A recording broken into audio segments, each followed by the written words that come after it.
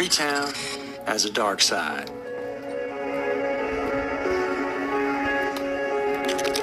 There's a photograph out there of a teenage boy standing high on a mountain in Hawaii. At first glance, it's gorgeous. There's green ridge lines that roll off into the blue sky. This is the sort of place people would cross an ocean for just to see for themselves. But people have been staring at this one particular photo for more than 10 years now, and it has nothing to do with the view. It's because something is off to the side. Down in the brush, half swallowed by leaves, there's a shape. You'd miss it if you weren't looking for it. It's a head.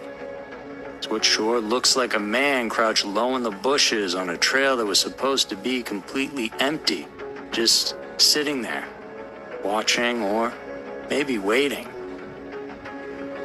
And the kid who took that picture, he disappeared that very day and has never been found. The guy in the photo, well, he's never been identified.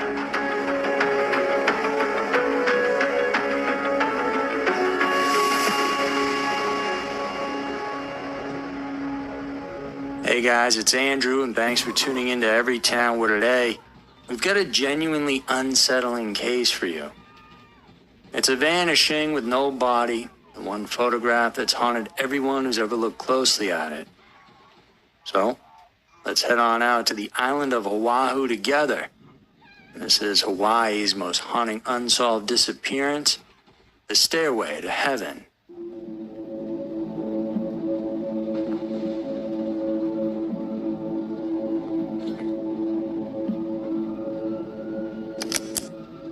Most missing persons cases turn the person into a poster. You see a name, a date, a height and weight, and of course a phone number to call in with any tips. It doesn't take but a moment to see it, and then forget that there's a whole life attached to it, if that even crosses your mind in the first place. And so, before we get into the staircase and the photo and everything that went wrong, you should know who we're actually talking about. Daylenn, though pretty much everyone who knew him just called him Mōké, was 18 years old and by every account a good kid.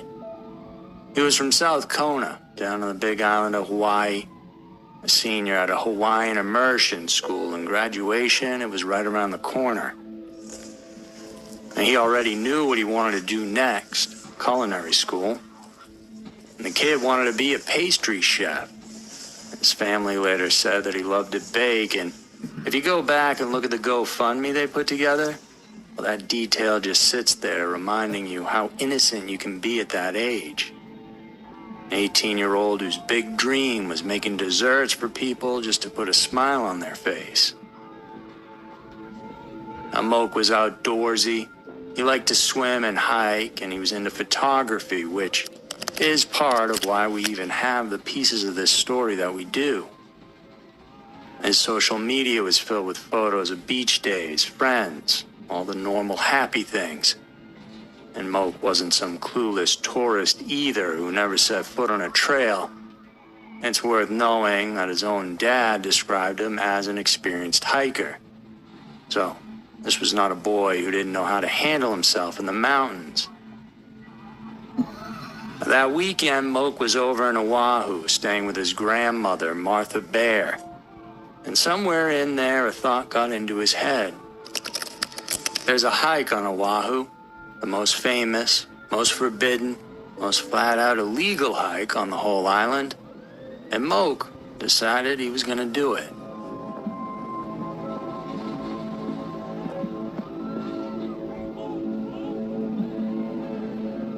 If you've never heard of the Haiku Stairs, picture this. Almost 4,000 metal steps, 3,922 of them to be exact, bolted straight up the spine of the Kalahu mountain range in Oahu. Now, they climb more than 3,000 feet into the sky, up ridgelines so narrow and steep that in places, it can feel less like climbing a staircase and more like climbing a ladder up into the clouds. When the weather's right, you come out the top to a panoramic view of Kanohi Bay that genuinely does not look real. And people call it the Stairway to Heaven. And standing up there, you understand why. And many feel the risk is worth the reward. However, the name can be a bit deceiving in the sense that this heaven has a bit of a dark side to it. Now, these stairs were never built for hikers. They went in back in the 1940s during World War II, put up by the U.S. Navy to reach a top-secret radio station hidden in the Haiku Valley. A transmitter so powerful it could supposedly send signals all the way across the Pacific to ships near Tokyo Bay. They were wooden steps at first, later swapped for metal, so they were a military access route, not a tourist attraction, never built for the public. And over the decades, as the base shut down and the jungle moved back in, well, those stairs stayed behind but started to rot. By 1987, it was bad enough that the authorities shut the whole thing down. Closed to the public completely, the railings were loose, and whole sections of stair were rusted out and vegetation had crept over the path, making it pretty dangerous. Climb it, and you're now not just risking your life, you're committing criminal trespass, and you can be arrested for it. But you know, there's a funny thing that happens when you tell people they can't do something, especially something with a view like this at the end. Well, they do it anyway. And so for years, people have ignored the signs and the warnings and climbed it. And the mountain has made some of them pay. Even experienced hikers, people who knew exactly what they were doing, have slipped on those steps. Rescue crews have had to be called out for people stranded halfway up. And in 2015, the same year that our story takes place, a storm tore through and did even more damage, leaving sections of the climb more unstable than ever. Now that's the staircase Mōké set his sights on. Not a walk in the park, but a rusting, half-destroyed 4,000-step climb up a cliff face. Closed, illegal, and already known for hurting the people who underestimated it. His grandmother knew exactly what it was. She'd seen it on the news. And when Mōké brought it up, she told him flat out, don't. Mōké, he went anyway.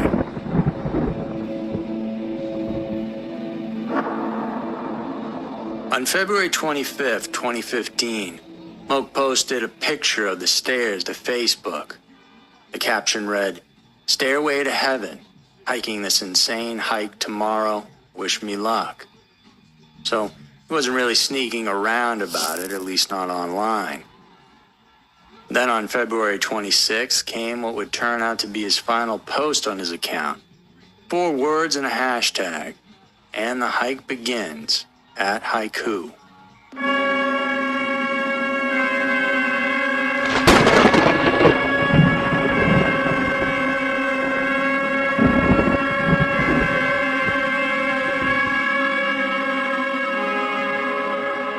By the early morning of Friday, February 27th, he was ready for his adventure. When Mōké talked to his grandmother about his plans, the place he named wasn't the Haiku Stairs. He told her he was going to hike Mauna Loa Valley. Now those two things aren't unconnected. There's a back route through Mauna Loa Valley and up the trail that people use to get up there without going through the guarded residential entrance. And so it's likely Mōké just told her the part of the plan that sounded less alarming, but the fact remains. What he told his family and where he actually ended up don't exactly line up. And that gap is something the police themselves would later note. But whatever the exact route, this much we know. Mōké boarded a bus that morning alone and headed for the mountains. Around 11 o'clock, he texted photos to his family and his girlfriend. Photos of himself up on the trail, somewhere along the Ka'lahu ridgeline, with the whole island spilling out behind him. It was proof that he made it out there, that he was alive and climbing and okay. And those texts, though, are the last anyone ever heard from him. After that, well, his phone goes silent and he's never seen or heard from again. By air and on foot, Honolulu fire rescue crews searched all day along the co'olaus behind Haiku Village for 18-year-old Daylenn Pua. In the days right after Mōké didn't come home, his family did what they could to aid in the search. They went back through everything he'd sent them, every text and photo, looking for anything that could help in telling them where their boy had gone. They were trying to paint a clearer picture of his movements to figure out the best place to actually be looking. And in one of those last photos, they found something that was extremely creepy. Now, the picture itself is what you'd expect. It's Mōké on the trail, the green walls of the valley surrounding him, but there in the background, tucked into the foliage off to the side, is a figure. Now, most of this person is hidden behind the leaves and branches, but above the brush, clear enough that once you see it, you can't unsee it, is what looks unmistakably like a man's head. It's a person crouched low in the bushes, on a closed and supposedly empty trail, in the exact place where Mōké was last known to be alive.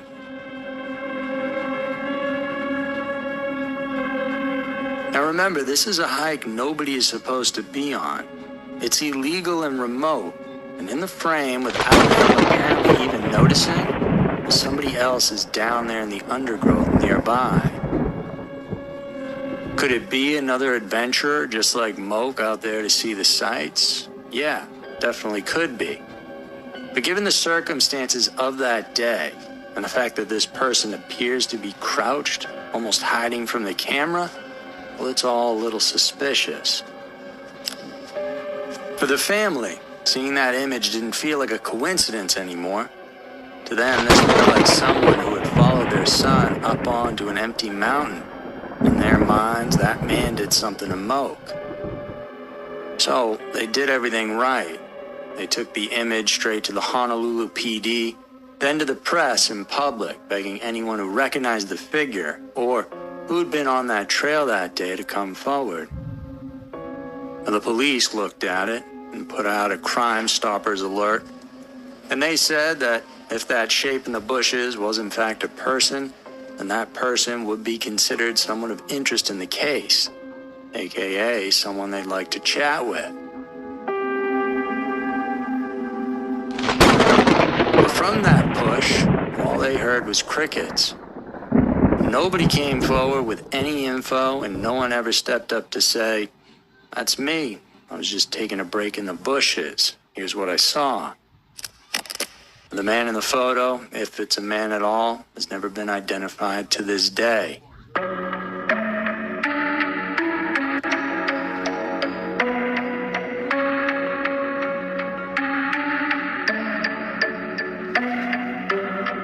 Now, the authorities were never as convinced about this photo as the family was. They couldn't even confirm it was a human being, he was just so far away. Some who have studied it have suggested it could be an animal or just a trick of the brush and the shadows, where your brain finds a face in a pattern that isn't really there. It certainly looks to me like a person, but there really is just no way to know for sure. And even if it is a man, well, being on that trail doesn't make him a killer, so to speak. He could have been just another trespasser who never came forward because, well, he wasn't supposed to be up there either. But what really makes this photo so hard to shake, as I mentioned, is the timing. Of all the pictures Mōké ever took, this is one of the last, maybe the last. And in it, at the precise moment a healthy, experienced 18-year-old is about to disappear without leaving so much as a thread of clothing behind, well, there's a figure crouched in the bushes close by. And when Mōké didn't come home, the U.S. Navy got involved because of the old military land. The Honolulu Fire Department launched into the Kaloa Range and the steep valleys around it. And for about 5 days, they scoured that mountain, every inch of the valley where a person could fall and be hidden in seconds. Then on Monday, March 2nd, well, something happened that yanked everyone's hopes right back up. Two hikers in the area reported hearing cries for help, voices coming from somewhere near the Stairway to Heaven. You can imagine what that did.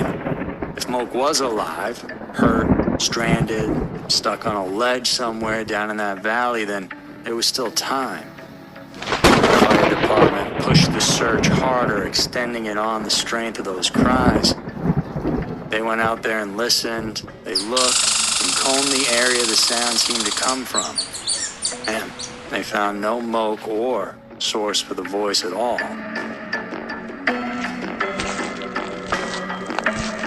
By around March 4th, the official search was called off. And the Navy, working with the fire department, made the call that there was simply nowhere left they could safely reach that they hadn't already tried. For the agencies, it was over, but for the people who loved Mōké, it wasn't. His family and a crew of volunteers refused to walk away. And on March 5th, a team of people rappelled hundreds of feet straight down the cliffs at the end of the Kalanahani Trail. And why there? Well, because that was the spot.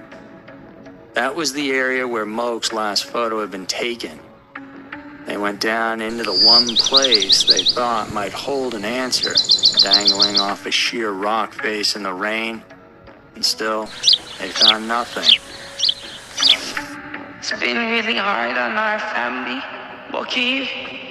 You know you got all the love and the support from your family, from here in Oahu, all over the world and back home. So come home, Mōké. We are waiting for you. The whole island, it seemed, tried to help. Helicopter pilots donated their time. The local school principal offered up a parking lot as a landing pad so they had somewhere to set down. It rained hard most days up in those mountains, and that rain didn't just make the cliffs more dangerous, it erased things. Any tracks or scent that was there, well, that was washed away, and so whatever trail Mōké might have left just disappeared. In the end, after all of it, the Navy, the fire department, those helicopters, the repelling volunteers, grieving father shouting into the wind, they came away with the same thing they started with. Not one confirmed trace of Daylenn Mōké has ever been found from that day to this one.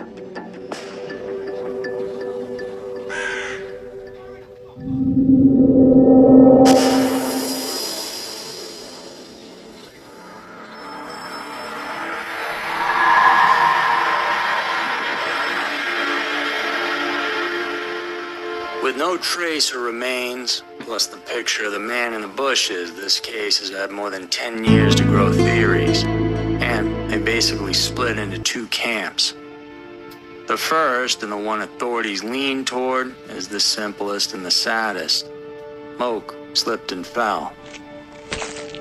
I know after everything I just told you, he fell feels a bit too basic, but you have to remember what this place actually is.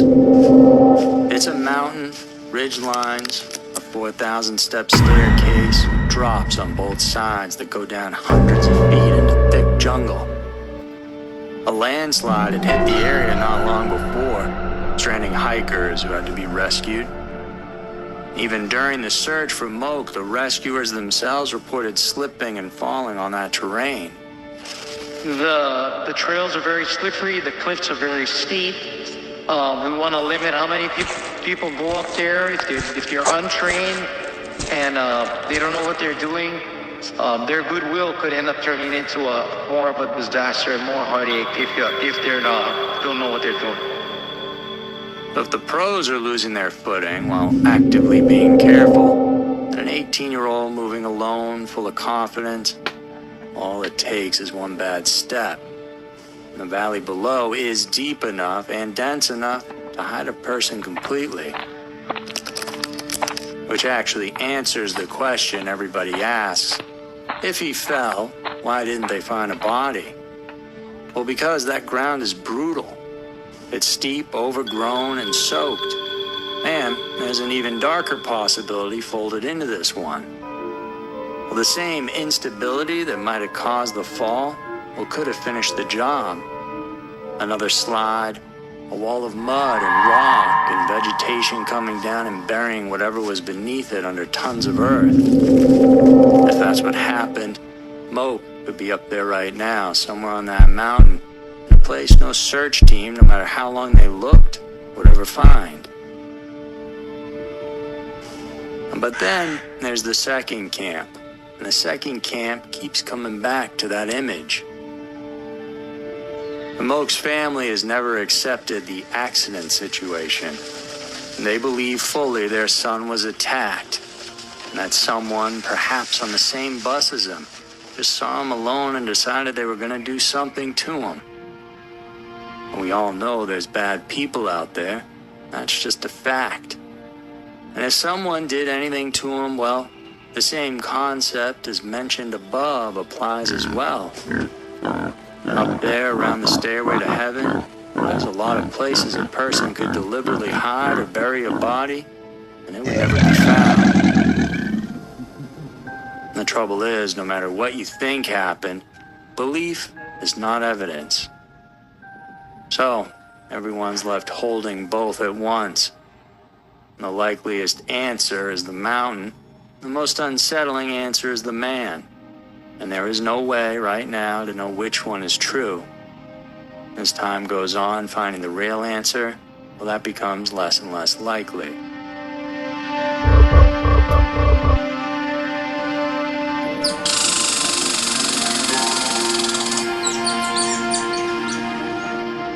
And so, that's where this case stands now. For years, the city has been trying to figure out what to do about the haiku stairs. And people kept climbing them illegally, and people kept getting hurt. And the neighbors at the bottom were sick of the trespassers. In 2021, the city council finally voted to do the unthinkable. We'll tear the whole thing down. They wanted to remove the Stairway to Heaven completely, step by step, and demolition work eventually began in 2024.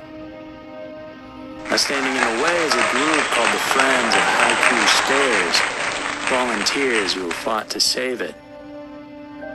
They sued the city, pointing to the environmental damage of ripping out the structure, the cost, and the danger of forcing hikers who were going to go anyway onto the even sketchier back way instead.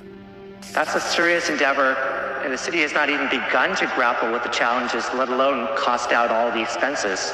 So we want them to slow down and really grapple with that and provide the taxpayers answers before we move forward. Their pitch is managed access. Repair the stairs, fund it privately, put it under 24/7 surveillance, and let people climb it safely and legally. But think about what all that means for Mōké. If the stairs do come down, crews are going to be working that mountainside inch by inch. The cliffs, the brush, the gullies, places no search and rescue team ever got to or spent enough time in. And so, the very act of destroying the Stairway to Heaven might be the thing that finally finds Daylenn. And only then would his family and the rest of us get the answers as to what actually went down.